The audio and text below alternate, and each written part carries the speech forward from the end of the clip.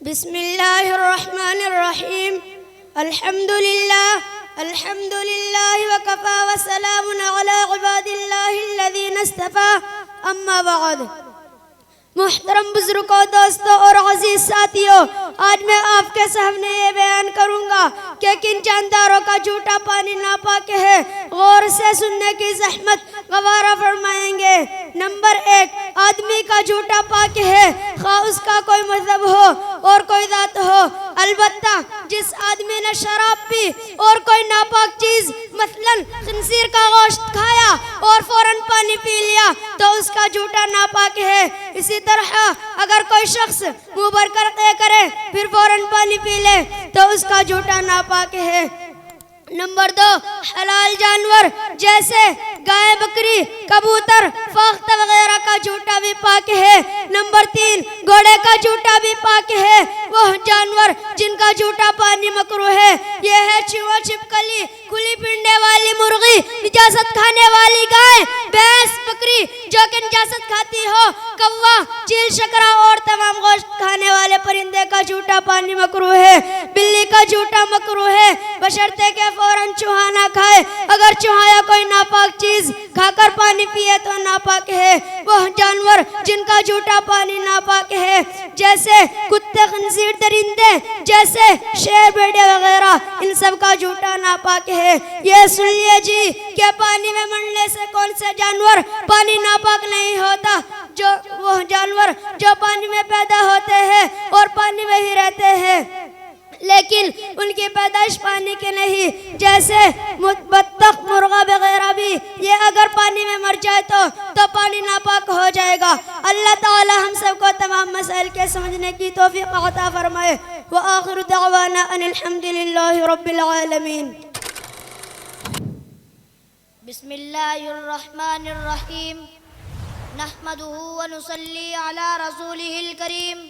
اما بعد. قال النبي صلى الله عليه وسلم: خيركم من تعلم القرآن وعلمه، او كما قال عليه الصلاة والسلام. ہمیں دنیا سے کیا مطلب، مدرسہ ہے وطن اپنا. ہمیں دنیا سے کیا مطلب، مدرسہ ہے وطن اپنا. مریں گے ہم کتابوں پر، ورق ہوگا کفن اپنا. محترم سامعین اکرام، آج کی مجلس میں آپ حضرات کے روبرو مدرسے کی مختصر حقیقت بیان کرنا چاہتا ہوں. امید ہے کہ بغور سماعت فرمائیں گے. مدرسہ ایک بہت بڑی نعمت ہے. آج کے دور میں مدرسہ بہت ہی قیمتی چیز ہے. اللہ نے آج یہ نعمت عطا کی ہے، ہمیں اس سے فائدہ اٹھانا چاہیے. علم دین کا اتنا سیکھنا فرض ہے جس سے نماز، روزہ وغیرہ درست ہو سکے. علم دین کی تعلیم اس مدرسے میں ہوتی ہے. یہ مدرسہ ماں کی گود کی طرح ہے. جس طرح بچہ ماں کی گود میں پرورش پاتا ہے اسی طرح انسان یہاں بھی پرورش پاتا ہے. اور مدرسہ انسان کو انسان بناتا ہے. یہ مدرسہ انسان کو انسان بناتا ہے. ہم مدرسے کی عمارت بناتے ہیں، مدرسہ ہمارا قلب بناتا ہے، اللہ سے تعلق جوڑتے ہیں. اور یہی نبی کا کام تھا کہ مخلوق کو خالق سے جوڑتے تھے. اسی طرح مدارس بھی ہم کو اللہ سے جوڑتے ہیں. لہذا ان مدرسوں کو نہ کوئی طاقت ہلا سکتی ہے اور ان مدرسوں کو نہ کوئی توڑ سکتا ہے. محترم بزرگوں، یہی وجہ ہے مدارس کا جال ہر اطراف و اکناف میں پھیلا ہوا ہے، جبکہ حکومتیں رات دن ان کو مٹانے اور ختم کرنے کی سوچ میں ہے. لیکن ان اداروں کا نظام ایک ایسی ذات عالی کے قبضے میں ہے جس کا نہ کوئی بگاڑ سکا ہے اور نہ کوئی بگاڑ سکے گا انشاءاللہ تعالی. اب اس کے متعلقین کے بارے میں سرور دو عالم صلی اللہ علیہ وسلم کی زبان سے سنیں. حضرت انس رضی اللہ عنہ حضور صلی اللہ علیہ وسلم کا ارشاد نقل کرتے ہیں: اگر دنیا میں ان دونوں آدمی کو دیکھنا چاہتے ہو جن کو اللہ نے جہنم کی آگ سے آزاد کر دیا ہے تو طلبہ علم دین کو دیکھے. بخدا دو طالب علم صرف علم حاصل کرنے کی نیت سے کسی علم کے دروازے پر جاتا ہے تو اس کے ہر حرف اور ہر قدم پر 1 سال کی عبادت کا ثواب ملتا ہے اور اس کے لیے جنت میں ایک شہر بنا دیا جاتا ہے. جہاں جہاں اس کے قدم پڑتے ہیں وہ زمین اس کے لیے استغفار کرتی ہے. صبح شام فرشتے اس کی مغفرت کا اعلان اس طرح کرتے ہیں: ہؤلاء اتقوا اللہ من النار، یہ جن کو اللہ نے جہنم کی آگ سے آزاد کر دیا ہے. وآخر دعوانا ان الحمد للہ رب العالمین. الرحمن الرحیم. السلام علیکم.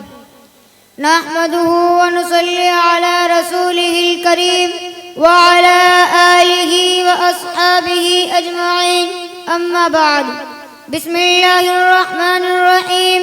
وسارعوا إلى مغفرة من ربكم وجنة عرضها السماوات والأرض أعدت للمتقين. صدق اللہ العظیم.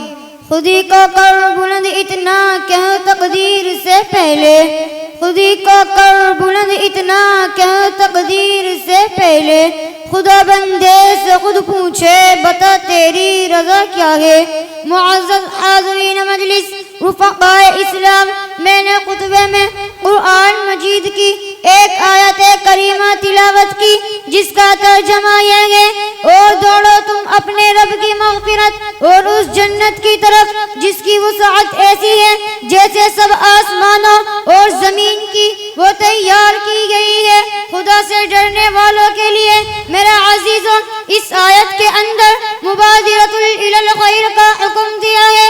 اس کا مطلب یہ ہے کہ جب انسان اپنی حقیقت پر غور کرے گا، اللہ جل جلالہ کی عظیم الشان قدرت کاملہ اور حکمت بالغہ پر نظر ڈالے گا، اس کی شان ربوبیت پر غور کرے گا، تو اس تفکر کے نتیجے میں اللہ کی عبادت کی طرف دل مائل ہوگا اور خود بخود دل میں یہ داعیہ پیدا ہوگا کہ جس مالک حقیقی نے یہ ساری کائنات بنائی ہے، اور جس مالک نے مجھ پر نعمت برسائی ہے، اور جس مالک نے مجھے رحمتوں کی بارش میں رکھا ہے، اس مالک کا بھی مجھ پر کوئی حق ہوگا. جب یہ جذبہ اور میلان دل میں پیدا ہو تو اس وقت کیا کرنا چاہیے؟ اس کا جواب یہ ہے کہ جب اللہ کی عبادت کا داعیہ پیدا ہو اور کسی نے ایک کام کرنے کا حوصلہ سامنے آئے تو اس وقت ایک مومن کا کام یہ ہے کہ اس کو جلد از جلد کر لینا چاہیے، اس کام میں دیر نہ لگائے. یہی معنی مبادرت کے ہے، یعنی کسی کام کو جلدی سے کر لینا، ٹال مٹول نہ کرنا، آئندہ کل پر نہ ٹالنا. اس آیت کے اندر تمام انسانوں کو خطاب کر کے اللہ تعالیٰ نے نیک کام میں جلدی کرنے کا حکم فرمایا ہے کہ دن میں داعیہ نیک کام کا پیدا ہو کہ فوراً اسے کر لیا جائے. قرآن میں ہے فاستبقوا الخیرات، یعنی بھلائی اور نیکی کے کاموں میں ریس اور دوڑ لگاؤ، دوسروں سے آگے بڑھنے کی کوشش کرو. جب یہ شوق پیدا ہو تو نیک کام کو ٹالو نہیں، اسی وقت فوری طور پر کر لو. محترم دوستو، صحابہ کرام رضی اللہ عنہم کا حال یہ تھا کہ وہ ہر کام میں ایک دوسرے سے آگے بڑھنے کی کوشش کرتے تھے کہ مباد الشیطان اس کام میں کہیں وسوسہ ڈال کر رکاوٹ پیدا نہ کر دے. اور شیطان کا حربہ ہر ایک کے ساتھ الگ الگ ہوتا ہے، کافر کے ساتھ اس کا معاملہ الگ ہوتا ہے اور مومن کے ساتھ الگ. مومن کے دل میں یہ بات نہیں ڈالے گا کہ اس نے ایک کام کو مت کرو، یہ برا کام ہے، کیونکہ وہ جانتا ہے کہ یہ صاحب ایمان ہے، اس لیے نیکی کے کام کو برا نہیں سمجھائے گا. اس لیے مومن کے ساتھ یہ حربہ ہوتا ہے. نفل نماز پڑھنا، روزہ رکھنا، صدقہ خیرات وغیرہ کرنا، یہ سب نیک کام ہے، اس کو کرنا چاہیے. لیکن انشاءاللہ کل سے شروع کریں گے. اب جب کل آئے گی تو ہو سکتا ہے کہ اس داعیے کو ہی انسان بھول جائے، پھر جب کل آئے تو یہ کہے گا کہ چلو کل سے شروع کر دیں گے، تو وہ کل زندگی بھر میں کبھی نہیں آئے گی. یا کسی اللہ والے کی بات دل میں گھر کر گئی اور اثر کر گئی کہ یہ بات صحیح ہے، زندگی میں تبدیلی لانی چاہیے، گناہوں کو چھوڑنا چاہیے، اعمال صالحہ کرنا چاہیے، لیکن انشاءاللہ اس پر جلد از جلد عمل کرنا چاہیے، اس کو ٹالنا نہیں چاہیے، ورنہ اس پر کبھی عمل نہیں ہو سکتا. قرآن کریم کا ارشاد ہے کل پر مت ٹالو، جو داعیہ اس وقت پیدا ہو اسی وقت عمل کرو. کیا معلوم کہ کل تک یہ داعیہ رہے یا نہ رہے، یا تم ہی زندہ رہو یا نہ رہو. اس عمر عزیز سے فائدہ اٹھا لو اور نیک کام کر کے فائدہ حاصل کر لو. یہ داعیہ اللہ جل جلالہ کی طرف سے ایک نعمت ہے، اس کی قدر کرو. مثلا نفل نماز کا داعیہ پیدا ہو فوراً پڑھ لو. اگر سوچا کہ فرض واجب تو ہے نہیں، نہ پڑھیں گے تو گناہ بھی نہ ہوگا، چلو چھوڑو، تو تم نے اس نعمت نعمت کی ناقدری کی جو اللہ نے تمہارے لیے فراہم کی تھی. اگر اس وقت عمل نہ کیا تو پیچھے رہ جاؤ گے اور پھر معلوم نہیں کہ نعمت ملے یا نہ ملے. واخر دعوانا الحمد للہ. الرحیم نحمده ونصلی علی رسولہ الکریم. اما بعد. محترم بزرگوں، دوستوں اور عزیز ساتھیوں، آج میں آپ حضرات کے سامنے یہ بیان کروں گا کہ کلمات اذان کا جواب کن الفاظ سے دینا چاہیے. حدیث پاک کے اندر ہے، ارشاد فرمایا اللہ کے پاک رسول اللہ صلی اللہ علیہ وسلم نے، جب تم مؤذن کے کلمات کو سنو تو ایسے ہی جواب دو جیسے وہ کہہ رہا ہے. یعنی جب مؤذن ایک کلمہ کہہ کر خاموش ہو جائے تو اس کا جواب اسی کلمے سے دیا جائے. مگر حی علی الصلاۃ اور حی علی الفلاح کا جواب لا حول ولا قوت الا باللہ سے دینا چاہیے. اسی طرح فجر کی اذان میں الصلاۃ خیر من النوم کا جواب صدقت وبررت وبالحق نطقت سے دینا چاہیے، جس کا ترجمہ یہ ہے سچ کہا تو نے اور بہت ساری بلائی کا مالک ہوا تو اور سچ بات بولی تو نے.